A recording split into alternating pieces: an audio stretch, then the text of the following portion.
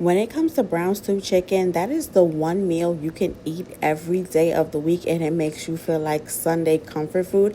And because we don't do no gatekeeping over here, I'm going to show you exactly how this brown stew chicken was made. First thing we did was go ahead and wash off our drumsticks with a little bit of lemon juice and cold water.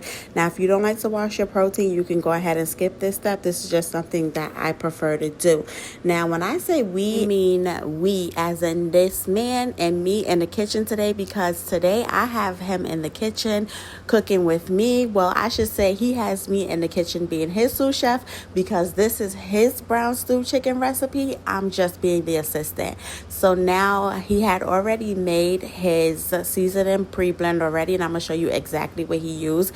He used a little bit of Tony's Creole seasoning, some Italian seasoning. He added in some paprika.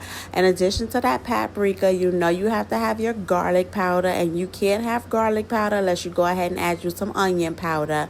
After we added the onion powder in there, he put it in a sprinkle of parsley, and that was all he used for his flavor blend. I went on ahead and seasoned up the chicken while he was chopping up the fresh garlic.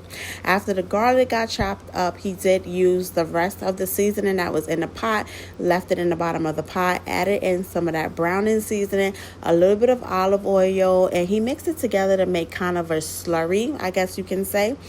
After the slurry was made, it was time to go ahead and add the garlic.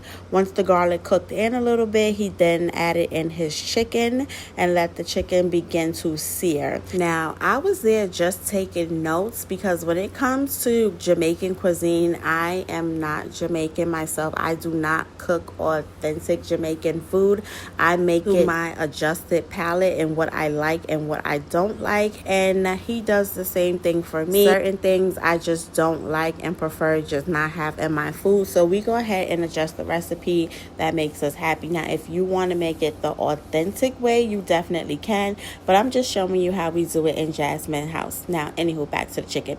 Now, the chicken is in the pan getting a sear. Once the chicken is seared, it's time to flip it over, or just check and see which ones have the sear that's ready to flip, because you don't want to burn anything. So that's what that man is doing right there, just checking each one of the drumsticks to flip it over. Make sure it got the sear. If it has a sear, flip it over. If not, leave it there and let it get a little bit more of that sear on there. Now, when it comes to brown stew chicken, in my opinion, the best parts of the chicken to use is always going to be the drumsticks and the thighs. We didn't have any thighs in the house because I rarely buy thighs. I really don't prefer them. But when it comes to brown stew chicken and curry chicken, those are the best parts of the chicken. After the chicken is seared completely, add in our fresh veggies, which is going to be some yellow bell peppers, red bell peppers, orange bell peppers, and now it's time to add in the onions that was sliced up as well. Once the onions are added into the stew, let that steam for just a few seconds, and once that steamed a little bit, it was time to add in the liquid, whatever liquid you're going to use. If you don't have any broth, just go ahead and use some water. Give that a good mix everything together, bring up all those flavors from the bottom to the top, and then just see where your chicken is at.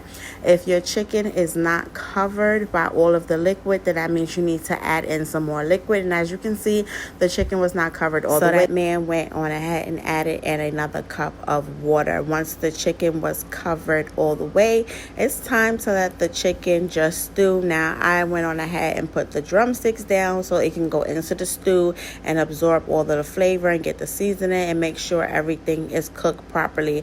Now, while the chicken is stewing, now is the perfect time to add in your herbs, which is going to be some fresh thyme, some fresh rosemary, and a little bit of sage. It came all in the pack at the supermarket, so added that in on the top, and then just went on ahead and let the chicken stew until everything was completely done. Now, he waited until the stew was just about all the way done to add in the pepper. And for pepper, because we were unable to find any Scotch bonnet, we had to use habanero peppers. Just slice that up and put that in on the top and let everything stew together and come together.